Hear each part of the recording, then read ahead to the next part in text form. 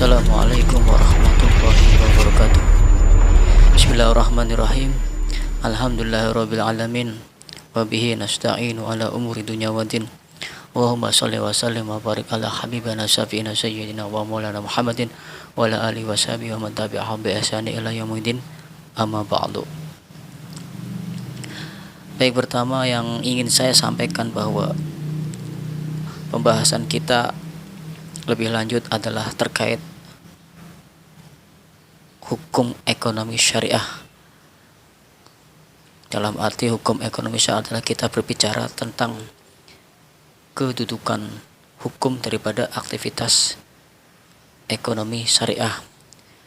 Lain hal dengan ekonomi syariah. Ketika kita bicara ekonomi syariah, kita berfokus kepada aktivitas kegiatan ekonomi. Sementara hukum ekonomi syariah adalah kita bicara tentang kedudukan daripada aktivitas ekonomi syariah itu sendiri. Dan kita pun dapat dengan mudah mengidentifikasi setiap usaha atau jenis usaha yang dibangun dengan sistem syariah, yang mana tanpa ada atau pengusaha melengkapi perusahaannya dengan nama syariah pun kita dapat memahami, yaitu tatkala usaha tersebut menerapkan prinsip-prinsip syariah, kemudian di dalamnya juga tertuang akad, ya, melalui akad, serta kebijakan-kebijakan yang diterapkan pun sesuai syariah. Jadi sebenarnya setiap usaha yang dibangun, kita bisa tahu meskipun perusahaan itu atau usaha tersebut tanpa melabelkan dengan embel-embel syariah, tetapi usaha tersebut telah mengukuhkan diri bahwa perusahaannya atau usahanya adalah dijalankan dengan sistem syariah. Yaitu tadi ketika kita di dalamnya tertuang prinsip-prinsip, kemudian ada akad serta kebijakan-kebijakan di dalam perusahaan tersebut sesuai daripada prinsip syariah itu sendiri. Maka sebenarnya mungkin telah banyak usaha-usaha yang sudah berjalan, yang dimaksud adalah dengan sistem syariah, atau mungkin belum karena belum terlalu dalam atau belum terlalu serius menanggapi usahanya, ya. Yang pasti setiap kegiatan ekonomi, apabila usaha tersebut adalah memberi manfaat ataupun dengan tujuan maslahat, tentu itu adalah menerapkan daripada syariah itu sendiri. Oleh karena perlunya penegasan pada setiap usaha yang dibangun bahwa usaha tersebut adalah dibangun dengan sistem syariah, maka ciri khasnya adalah adanya akad. Ini yang perlu rekan-rekan ataupun teman-teman harus ketahui, ya. Memang usaha yang berjalan ini semua untuk manfaat dan maslahat. Itulah kenapa terkesan sama dengan yang konvensional, karena memang pada dasarnya semua usaha itu baik selama di dalamnya adalah untuk maslahat atau untuk kebaikan, ya. Hanya saja kalau usaha tersebut dijalankan dengan sistem syariah atau kegiatan aktivitas itu adalah aktivitas syariah, ciri utamanya adalah akad yang diterapkan, kemudian prinsip-prinsipnya. Lalu dengan sendirinya pun kebijakan-kebijakan yang baik pun akan ditanam demi kebaikan daripada usaha itu sendiri. Sebelum kita membahas kasus-kasus tentang transaksi akad syariah, ada baiknya pun kita memahami dan mengenal apa yang menjadi karakter kegiatan ekonomi syariah itu sendiri. Tentu kita memahaminya eh, mempelajarinya dengan mudah dan sederhana ya, supaya para pelaku usaha ataupun calon pengusaha itu sendiri dapat bergegas mewujudkan usahanya daripada ke arah sistem syariah.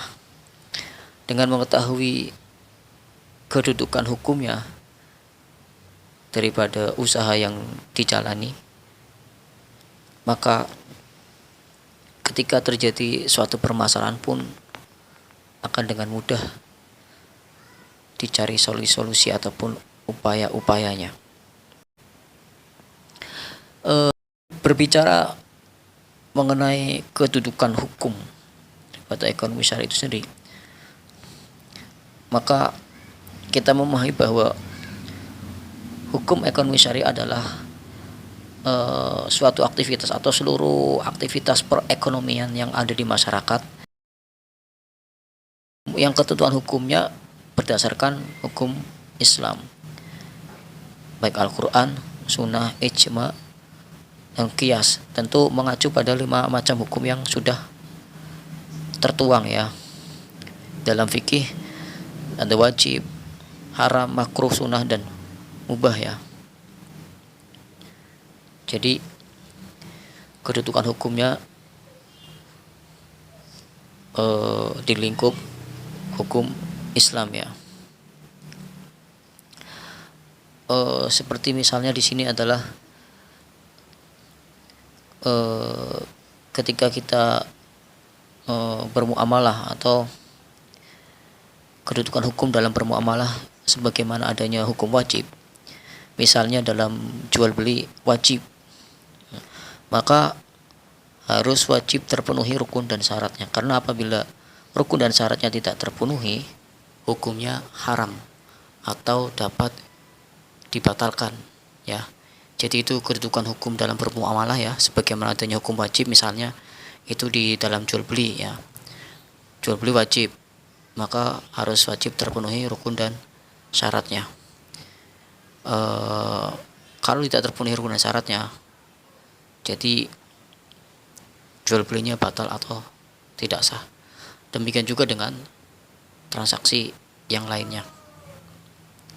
Dalam konteks hukum ekonomi syariah di dalam fikih muamalah, bahwasanya semua aktivitas ekonomi adalah hukum asalnya mubah atau boleh-boleh saja hingga ada dalil yang mengharamkannya, baik dalil dari Al-Quran maupun sunnah, juga dalil daripada ijma ulama.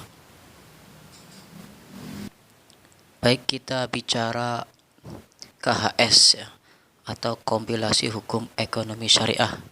Mungkin sudah banyak yang tahu ya, dan mungkin ini untuk bagi yang belum tahu ya, ketika kita berbicara tentang aktivitas ekonomi syariah atau hukum ekonomi syariah, maka kita akan mengenal kompilasi hukum ekonomi syariah ya. Kompilasi hukum ekonomi syariah ini ya dimaksudkan adalah panduan atau pedoman atau juga sekumpulan aturan ya, sekumpulan aturan di masyarakat baik dalam melaksanakan suatu aktivitas ekonomi syariah, juga merupakan sumber hukum ya di lingkungan peradilan agama dalam melaksanakan proses keadilan atau melaksanakan keadilan di bidang ekonomi syariah ya, terlebih pasca lahirnya Undang-Undang Nomor 3 tahun 2006. Secara keseluruhan KHS ini sudah dapat digunakan ya sebagai buku pedoman di lingkungan peradilan agama. Nah, hukum materi terkait ekonomi syariah ya, itu sangat diperlukan oleh hakim di lingkungan peradilan agama ya. Jadi KHS ini sumbernya dari fikih-fikih Islam ya, kemudian juga fatwa ulama, juga peraturan dari Bank Indonesia itu sendiri. ya. Maka di sini karena kebutuhan sangat mendesak ya, khususnya di bidang ekonomi syariah, maka kompilasi ini sangat diperlukan ya. Juga dengan adaptasi aturan-aturan yang bersifat kekinian di lingkungan Negara Kesatuan Republik Indonesia. Jadi di sini ada semacam kolaborasi ya, kompilasi hukum ekonomi syariah sendiri ya, dari fikih-fikih Islam ya, kemudian fatwa-fatwa para ulama, dan peraturan perbankan itu sendiri, karena ada hubungannya dengan aktivitas ekonomi syariah. Nah, ini sekedar sekilas informasi tentang KHS aja bagi yang baru mengenal lingkup ekonomi syariah atau hukum ekonomi syariah. Nanti kita akan dihadapkan yang namanya KHS ya, kompilasi hukum ekonomi syariah. Jadi sebagai gambaran saja, merupakan panduan atau bisa dikatakan sebagai pedoman ya, aturan-aturan dalam pelaksanaan aktivitas kegiatan ekonomi syariah baik di masyarakat maupun untuk sumber-sumber dalam menyelesaikan sengketa-sengketa di bidang ekonomi syariah oleh para hakim di lingkungan peradilan agama. Nah, jadi sekali lagi kita nanti dihadapkan pada istilah KHS, ataupun kita akan dikenal suatu buku pedoman kompilasi hukum ekonomi syariah ya. Jadi untuk teman-teman yang beranjak memahami atau mempelajari terkait hukum ekonomi syariah dan usaha di bidang ekonomi syariah, nanti kita dihadapkan pada KHS atau kompilasi hukum ekonomi syariah yang menjadi panduan atau pedoman itu sendiri. KHS atau kompilasi hukum ekonomi syariah yang merupakan sumber hukum terapan bagi peradilan lingkungan agama di bidang ekonomi syariah itu terdiri ada 4 bagian buku ya. Ada buku 1, buku 2, buku 3, buku 4 ya. Jadi ada 4 bagian buku ya. Buku 1 terkait subjek hukum dan amwal. Buku kedua tentang akad. Kemudian buku ketiga adalah zakat dan hibah. Kemudian buku 4 adalah akuntansi syariah. Ya. Sebagaimana tadi sudah dikatakan sebelumnya, merujuk pada sumber hukum Islam ya. Jadi banyak diadaptasi pada hukum-hukum Islam itu sendiri ya, baik daripada hukum pokok atau sumber-sumber utama Al-Quran ya, ada sunnah, ijma dan qiyas, maupun ada sumber-sumber yang merupakan daripada metode istinbat. Jadi itulah gambaran secara umum kompilasi hukum ekonomi syariah. Di sini sifatnya pengenalan saja ya. Karena bicara hukum ekonomi syariah itu tidak lepas kita banyak mengambil secara materinya dari kompilasi hukum ekonomi syariah sendiri. Peraturan Mahkamah Agung sendiri ya terdapat dalam Perma nomor 2 tahun 2008 ya, menjelaskan tentang kompilasi hukum ekonomi syariah ya, merupakan payung hukum dan pedoman bagi para hakim peradilan agama di dalam memeriksa, memutus dan menyelesaikan perkara ekonomi syariah, yang merupakan salah satu kewenangan peradilan agama.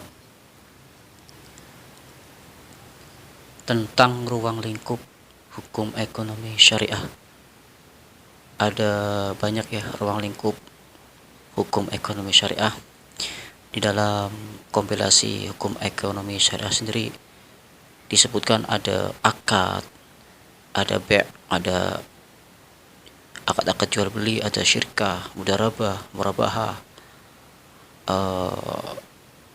muzara'ah, musaqah, khiyar, istisna, ijarah, kafalah, dan lain sebagainya, termasuk obligasi, ada pasar modal, reksadana syariah. Itu diantaranya ruang lingkup yang terdapat di kompilasi hukum ekonomi syariah. Demikian juga dalam Undang-Undang Peradilan Agama ya, nomor 7 tahun 1989 yang sudah diubah menjadi Undang-Undang nomor 3 tahun 2006 ya, kurang lebih terkait bidang-bidang yang meliputi lingkup ekonomi syariah ya, dari mulai bank syariah, asuransi syariah, lembaga keuangan mikro syariah ya, asuransi syariah, aplikasi syariah, surat berjangka menengah, reksadana syariah, sampai ke pembiayaan syariah dan hingga ke bisnis syariah ya, dan lain sebagainya.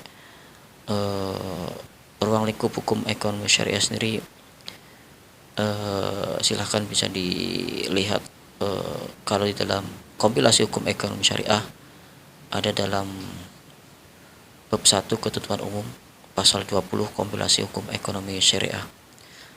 Di situ dijelaskan ruang lingkup yang dimaksud ya. Jadi banyak lingkup yang meliputi kegiatan ekonomi syariah. Namun di sini kita tidak bahas terlalu jauh ya, mungkin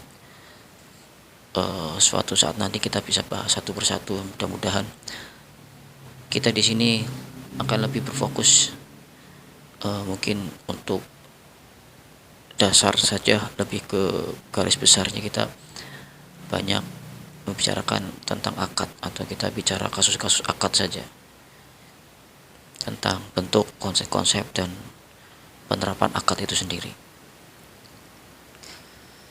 Baik, itulah sedikit bincang hukum terkait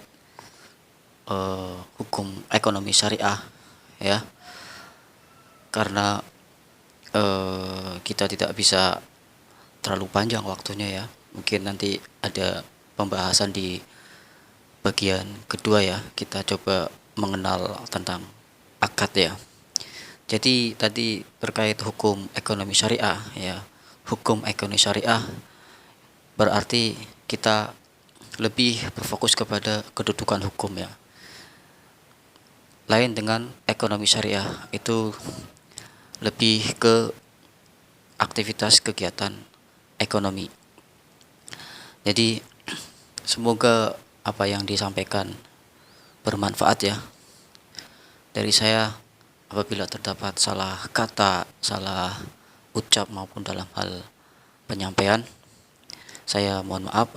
Tentu banyak sumber yang lebih lengkap ya, lebih detail daripada apa yang dibahas pada kesempatan ini ya. Lebih lanjut, semoga kita bisa melanjutkan di bagian berikutnya ya. Terima kasih. Bismillahirrahmanirrahim. Subhanallah bihamdihi adada khalqi wa ridwan nasi wa sinata al-siwa midada kalim. Alhamdulillah kewaridun nasi wa sinata al-siwa midada kalim. Subhanallah bihamdihi adada khalqi wa ridwan nasi wa sinata al-siwa. Rabbana atina fid dunya hasanah wa qina adzabannar. Wa sallallahu ala sayyidina Muhammadin wa ala alihi wa sahbihi. Assalamualaikum warahmatullahi wabarakatuh. Ya Nabi salam alaika, ya Rasul salam alaika, ya Habib salam alaika, salam